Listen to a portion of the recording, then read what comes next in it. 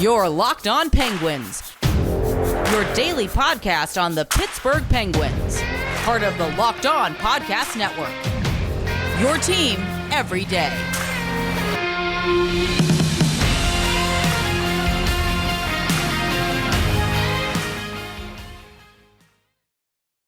Well, basically, Merry Christmas, everyone. Welcome to this Friday edition of the Locked On Penguins podcast. I'm your host, Hunter Hodes. Remember to follow me on Twitter, at Hunter Hodes. You can also follow the show's Twitter, at LO_Penguins. I hope everyone that listens to this show and everyone around the world has a very safe and a happy Merry Christmas. For me, for those that follow me on Twitter and everything, I'm Jewish, but, I'm not going to not say Merry Christmas to everyone. That probably sounded a little weird, but I hope you all get a ton of great stuff on this day, especially Penguins related. If you get anything Penguins related, please, tweet me at Hunter Hodes, tweet the show at LO_Penguins. Tonight when I did some stuff with some of my step siblings, they got me some Penguins bourbon glasses that has some stuff around it, like basically a map of PPG Paints Arena, a map of the streets that take you to PPG, and just like the ice rink, and then at the bottom you have the Penguins logo. It's probably one of the best gifts I've ever received, in my opinion. If you get something similar like that, again, tweet at the show or tweet my personal account. I hope a lot of you potentially get some third jersey stuff. I was not able to get that for this holiday season. I'm going to have to, pony up some of my own money and get whatever jersey I want. It's probably going to happen, I would say, next month or something like that. But I do have to start off this episode after this announcement, of course, with a little bit of bad news. So the NHL, PA and the NHL, they released a statement tonight. So the league will continue to be paused on Monday. So what does that mean? The Penguins will not be playing their Monday game against Boston. All games on December 27th have been postponed, and their official announcement says the NHL announced today that its regular season schedule will not resume prior to Tuesday, December 28th. The league had planned to resume the schedule on Monday, but in order to allow the league an opportunity to analyze the league-wide testing results and to assess the club's readiness to play, the target date for resumption of play will be pushed back another day. This target to resume practice is still on track, December 26th. So Sunday, all teams can return to practice. That's when the facilities will open. And then the league also says that they're going to have an update on its return to play plans by the end of the day on Sunday. The first thing when I thought of when I heard this announcement, I really hope this is nothing like, from a couple years ago where they went on pause just for a little bit. And then, it turned into a whole thing, it went till July. Basically we had a 4 to 5 month pause. I'm hoping that's not going to be the case here. You saw what, in case people did not see what Adam Silver said of the NBA, he said he has no plans to pause the season because, he's not totally wrong, but I get what he's saying. Basically, this virus is going to be here for a long time, and we're going to have to live with it. So he sees no point in pausing the season. There's pros and cons to it for whoever you talk to. Some people are going to be on one side. Some people are going to be on the other. I assume at some point Gary Bettman will probably get to the opinion of Adam Silver, even though he's being a bit more cautious than the NBA is right now. The NFL, they can postpone games, but they also have their playoffs coming up. So they really have no choice but to keep chugging along. And the NFL had been doing a really good job prior to these last couple of weeks with playing all their games as scheduled. The NHL did as well, basically. The NBA too, until this new variant came out and everything. But, it's just, you can't compare all the leagues the same just because they're in different situations. Like I said, the NFL, the playoffs start, I believe, the weekend of January 14th. These races are neck and neck right now for the divisions and the wild card spots. They can't afford to put their season on pause. That was never going to happen with Roger Goodell. The NBA, again, I just said what Adam Silver said, and then for the NHL, they still have a little ways to go. And hopefully, I think what their goal is during this stretch, they won't have as many players go into protocol, and they'll have most of the players that are in protocol hopefully be close to, if not out of the protocol already, even though I think it's a 10-day protocol. So I don't know how much total good it's going to do, but I think it's going to do some good. That's for sure. So there will not be a Penguins game on Monday. Their next scheduled game after that, that's right now at least. Hopefully the season does not. Well, hopefully the Penguins will be able to play on Wednesday. We will see at least They will play the Toronto Maple Leafs in Toronto. That'll be the third and final meeting between the Penguins and the Maple Leafs this year. They will then play a Friday afternoon game, 1 o'clock, against the Ottawa Senators. That, I think, is a first. I think for as long, as I've been covering this team and for as long as I've been watching this team, I don't think I've ever seen them play a day game on New Year's Eve. Usually it's about, a 5:30 start. I've seen games start at like 6:30 or 7. I have never seen them play a 1 o'clock game on New Year's Eve. I'm probably going to, at some point, look up when the last time they did do a day game on New Year's Eve, and I'm going to tweet that on the Locked On Penguins Twitter account and on my Twitter account because, again, that's something you really do not see on a yearly basis for the Penguins. They will then, if the schedule lines up right, they will play the San Jose Sharks for the first time this year on a Sunday, January 2nd. They then will play the St. Louis Blues for the first time on January 5th, and then they have a bunch of road games coming up. This is a massive road trip. They'll go to Philadelphia on the 6th.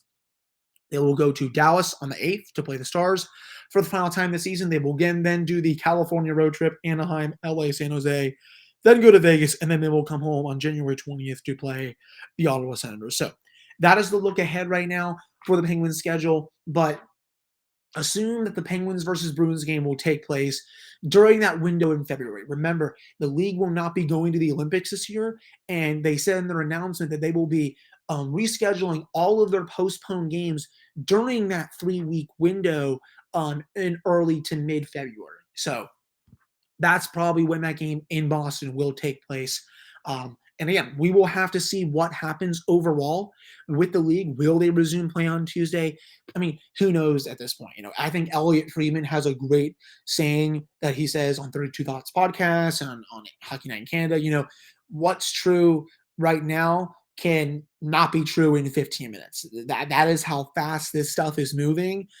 Just because, again, we're in a freaking pandemic, people. So, I mean, the details just change on a minute to potentially even a second-by-second basis. So I know that's probably some sad news for some of you all to hear. It's been, it'll be about a week, very soon since the Penguins last played their game in New Jersey. But overall, if the league does resume playing on Wednesday, I still see this as a win for the Penguins. I know some may think it's not just because they were rolling, they won 7 in a row. What if they come out and then start losing? But this allows some of their injured players to get back healthy. And remember, excuse me, they're going to be back practicing on Sunday, bearing anything, unforeseen. And that likely means Jake Enns will be back practicing. That likely means Brian Russ will be back practicing. And that likely means Evgeny Malkin will be back practicing, hopefully in a full contact capacity. He is still not taking full contact yet. Until he does that last step, we truly don't know when he's going to come back. And, I know that sounds weird because I did say in the next week or two, just because he's been looking close, but, he still hasn't taken that last final step. When he does, his return will be, I would say, a day or two away from that point. So we will see what happens with that. Again, Penguins are back practicing on Sunday. That's when their facilities open. And then the league will have a statement out that day to say if they're going to continue the pause or if they're going to lift it for Tuesday's games. So that is where we are at right now with the Penguins. No game, at least right now, for at least another 4 to 5 days on Wednesday in Toronto. And then if they have to pause that one, their next game after that will be Friday against Ottawa. And that'll be the second time they play the Senators this year. So wanted to spend my first segment touching on all of that stuff, just with league updates. Coming up in the next segment, we're going to go into Mike Sullivan a little bit and just go into something I noticed the other day, just with how long he's been here and just his system overall.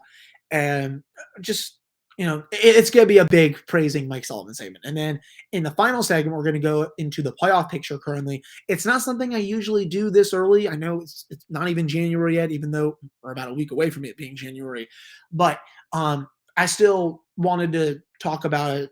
I'll tell you the reason once we get to it. But it's definitely valid, I would think. But before we do that, so this holiday season, Christmas is tomorrow, of course. Grab the protein bar that tastes like a candy bar, or even better than a candy bar, Built Bar. It's filled with so much holiday goodness, rich with decadent flavor, covered in chocolate, but amazingly low in calories, sugar, net carbs, and fat, and it's high in protein. You get the best of both worlds, delicious and healthy. There's so many flavors, you will have a hard time choosing between raspberry mint brownie, cherry or double chocolate, cookies and cream or peanut butter brownie. Peanut butter brownie is still one of my top two choices, along with cookies and cream. Built Bar gives you that extra fuel you'll need to bust down those mall doors and battle all the holiday shoppers. Or if you're just standing in endless shopping lines, Built Bar can give you that extra something to keep you going. I would assume right now that none of you are standing in shopping lines just because Christmas is tomorrow. But if you're one of those people like me who has his Christmas gift, my Christmas gift, for my girlfriend will be in next week, maybe you will be standing in lines or still shopping online. Are you friends with Santa? Well, tell Santa to throw 2 Built Bars in those stockings with so many flavors, they would make anyone's Christmas morning a happy one. Like some of those marshmallow treats around the holidays, you need to get your hands on Built Bar Puffs. They're light, fluffy, and marshmallowy through and through. Different flavors, all covered in chocolate. They taste so good, you won't believe that they're filled with protein. You can go to built.com, use promo code LOCK15, and you'll get 15% off your order. That's promo code LOCK15 for 15% off at built.com. Now, no one plays daily fantasy sports to lose. Winning feels so much better. But traditional fantasy sports are a long-term losing proposition because you never know who or what you are up against. Stat Hero is the first of its kind daily fantasy sports platform where it's you versus the house in a head-to-head fantasy matchup, winner take all. And here's the crazy part. Stat Hero shows you their lineups before you play, and you handpick the team you want to face one-on-one.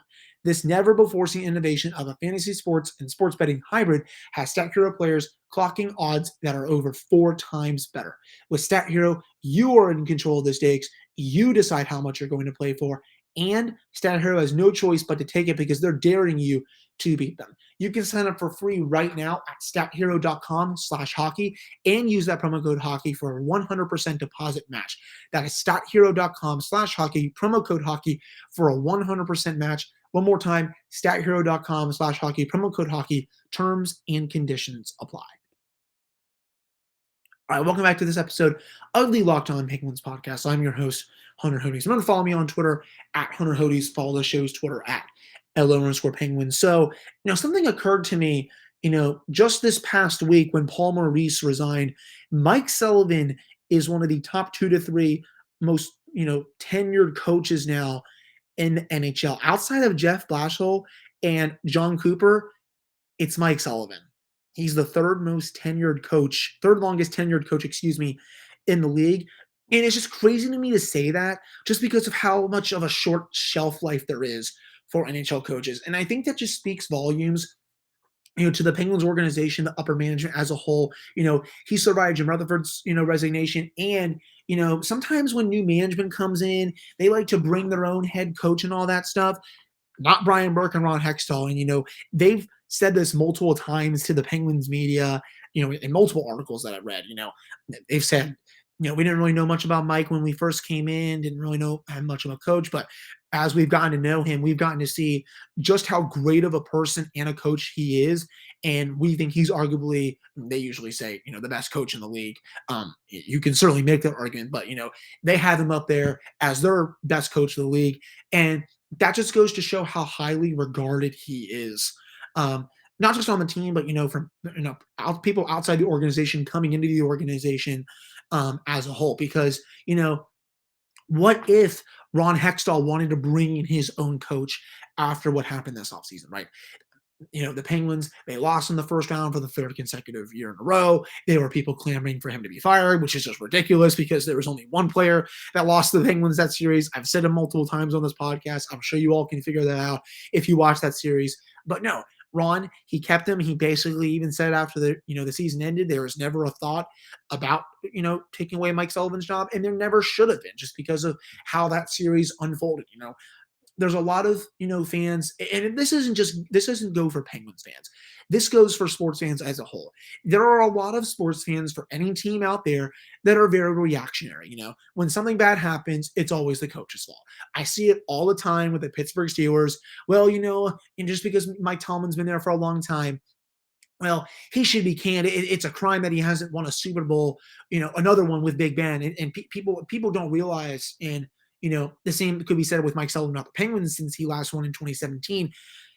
Just people don't realize how hard it is to win a championship, let alone two as a head coach, and just how many things need to go your way in order for that to happen.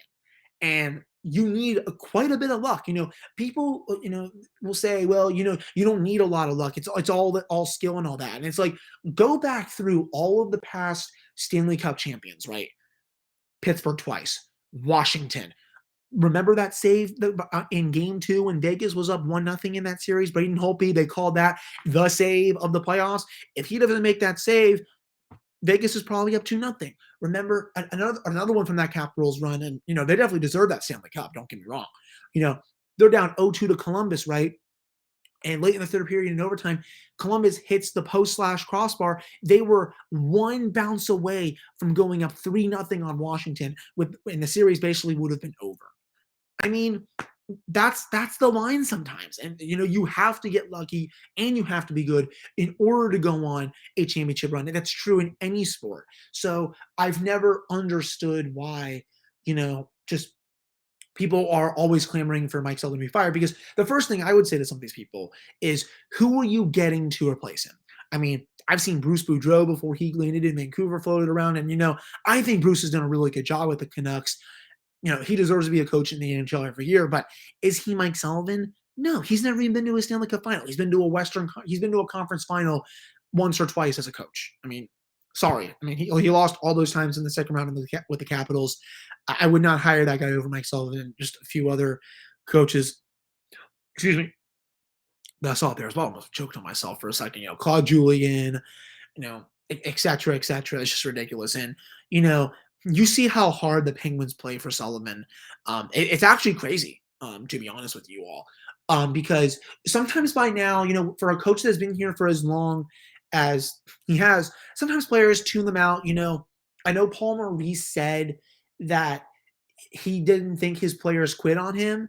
But by watching a few of those Jets games, you could see that the level that they were playing at was not the level that we saw last year and the year before that. And something I think definitely changed. And, good on Paul Maurice for realizing that and dipping out.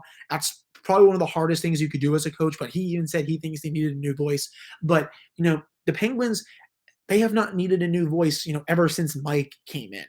And I understand that the Penguin system is really hard to play. It's also really fun to watch, but, the fact that the team hasn't quit on him despite that system being really tough, just because it requires 100% maximum effort every single shift, every single game. I mean, during the 7-game winning streak, I know the Penguins' level of play has dipped down a little bit, but that said, I mean, they're still playing at a decent level every game. I mean, they haven't brought their A game, every game during the 7-game winning streak. I mean, you can't ask the team to continue to play at that high level every game during 82-game regular season, but they're getting the job done when it matters. And that's all that matters to me. And you saw that same system working to perfection in the playoffs against the Islanders. It's still there. Mike Sullivan's blueprint is 100% all over this team. They were skating the Islanders off the rink in that series. They had all of the underlying numbers on their side. Again, we all know what happened. One team got good goaltending, the other did not. And sometimes that's your greatest equalizer, and that's also your greatest downfall. But, this year, he's gotten the goaltending, and with the team playing at this high level, it just goes to show how dangerous of a team the Penguins can be. I mean, and if they get healthy, I mean, this is a team that can run 4 lines with anyone. And I mean anyone. Tampa Bay, Carolina, which that's a small feat. We're going to get to Carolina a little bit in the last segment here. Washington, I think they would take down the Caps in a 7-game series. New York, I think they have much better depth than the Rangers do, even though they have some really nice high-end talent. Toronto, Florida. I mean, those 2 games that they played against the Panthers this year have been fun as heck. But this is a dynamite team, and I just wanted to really take the segment to shout out Mike Sullivan because of the way that he has coached this team this year. It's never wavered. It's not boring to watch. the system is still intact with how they're forechecking relentlessly in the offensive zone on the penalty kill. I know Mike Vellucci coaches that unit, but that has Mike Sullivan's footprints all over it as well. Look how aggressive the top guy is on the PK. It goes all the way into the opposition's defensive zone, and it's making the other teams, it's a living hell out there for them because they can't keep anything, they can't get anything going, excuse me. And when they do get chances, it's all towards the outside. That's where their credit has to go with Sullivan. And he has done a magnificent job with this team this year. I mean, I really can't say anything less. And now, I feel like I've said this the last couple of years now. If he's not getting Jack Adams consideration at the end of the year, throw this award in the trash. I understand that, it's a what have you done for me lately? It's very goaltending driven. But, look at what he's dealt with this year with all the COVID positives and all the injuries and stuff. And they're only 4 points out of freaking first place right now. I mean, that's the line for getting home ice in the first round of the Stanley Cup playoffs. And this team will be getting into the playoffs unless they have a monumental collapse at the end of the season. But I wanted to shout out Sullivan for the second segment, just to say why he has done such a great job this year, and how the system has not changed at all this year, and they're continuing to listen to him on a nightly basis. That is the sign of players listening to an elite coach in this league. And there will be a day where a lot of fans and media alike will be missing Sullivan on this team. But before we get to our second segment with the playoff picture, BetOnline has you covered this holiday season with more props, odds, and lines than ever before as football continues its march through the college bowls and the pro football playoffs. BetOnline remains your number one spot for all the sports action this season. You can head to the website or use your mobile device to sign up today and receive your 50% off welcome bonus on your first deposit. Just use our promo code LOCKEDON to receive that bonus. BetOnline is the fastest, easiest way to bet on all your favorite sports. So don't wait to take advantage of all the new amazing offers available. That is BetOnline, where the game starts. All right, so we're back here on this episode of the Locked On Penguins podcast. I'm your host, Hunter Hodes. Remember to follow me on Twitter at Hunter Hodes. Follow the show's Twitter at LO_Penguins. So I saw this tweet today from the NHL's Twitter account. And again, I don't usually like to bring this up too quick just because, I mean, come on, it's not even January yet. That said, I almost typed in January on Twitter as I was looking to find this tweet. That just goes to show how out of it I am sometimes. So I can just find this here. I know this is probably great radio for you all. So the playoffs started today. If you look at these matchups, almost every single matchup is probably let me rephrase that. I shouldn't say it's locked in. I think we probably have every playoff team for the most part that's going to be in. Minnesota versus Edmonton. Those two teams, I think, will 100% get in. I know the Oilers have struggled a little bit recently, but I'm sure McDavid and Draisaitl will find a way to get those two teams in the play, get their team in the playoffs. Minnesota, they've been one of the best teams this year. Nashville versus St. Louis. The Predators have really surprised me this year. That was a team that I did not expect to get in just because I didn't really like a lot of their high-end talent with the way they've been playing. But UC Saros has been ridiculous for them. You go to some others, Vegas versus Colorado. Those two teams are going to get in. Calgary is likely going to get in. I think at this point, it's highly likely the Ducks get in, bearing a collapse. They've been a pretty big story this year around the NHL just because of how much young talent they have, and that young talent has been awesome. Now, if you go to the East in the Metro, right now it will be Carolina versus Pittsburgh. I would love to see that as a playoff series. We haven't gotten Carolina-Pittsburgh since 2009, the Eastern Conference Final, where the Penguins just blitzed them in 4 games. It was a nice sweep for Pittsburgh. But that's, I think, I can't call it a rivalry because it's not, but I think it would be a series between two teams that, they've only played during the regular season the last 12 years. And I think we need to see what a playoff series would produce because, I love watching Rod Brindamore coach that team. They have a lot of high-end talent. Jordan Staal versus his old team, Sebastian Aho, Teuvo Teravainen, Brett Pesce, Jacob Slavin, Frederik Andersen in net. That team is, they have Kotkaniemi, of course. It's just, that would be such a fun matchup just because it's two very high-scoring teams and two really fun teams to watch as well. So I would be down for that 100%. Washington versus the Rangers. Sign me up for that kind of series every day, just because those two fan bases cannot stand each other. They could not stand each other about a decade ago when they used to play almost every year in the playoffs. That's a rivalry that's ready to be reignited again, especially with what happened with Tom Wilson and Artemi Panarin last year. Then you go to the Atlantic, Toronto versus Florida. No one would be surprised if that's a series. And then Tampa Bay versus Detroit. I happen to think Boston is probably going to get in.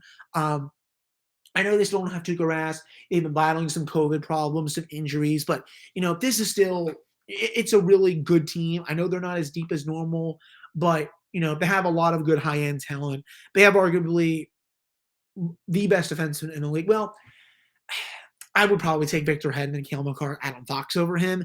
But let me rephrase that. They have definitely a top 5 defenseman in this league in Charlie McAvoy. And Linus Ullmark has been pretty decent for them this season, filling in for Tuukka Rask. I know we don't really know when he's coming back, if he is. But if he does, I mean, hello, because that team will be scary. But, it's pretty crazy that we have almost the entire playoff picture locked up.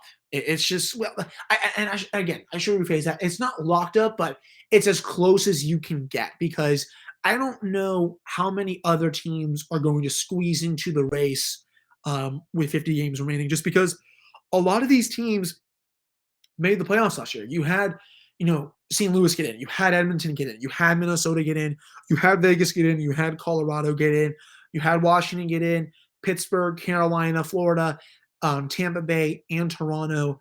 Heck, even, Nashville got in against Carolina. The only 2 teams that are on this list that did not get in last year are Detroit, Anaheim, and Calgary. I mean, there's a lot of parity in this league for a reason. It's a lot of the same teams every year, but that just goes to show that, the matchups that we have right now, while they're not set in stone, most of the teams that are in it are probably going to be still in it at the end of the season. And that is how I will end this episode of the Locked On Penguins podcast. Again, I hope you all have a very safe and Merry Christmas. Hope you all get all the great Penguins things in the world from your families. And I just hope you have a wonderful time spending the day and the weekend with your families. We'll be back next week with 5 more episodes for this podcast. Hopefully the team is back playing meaningful games.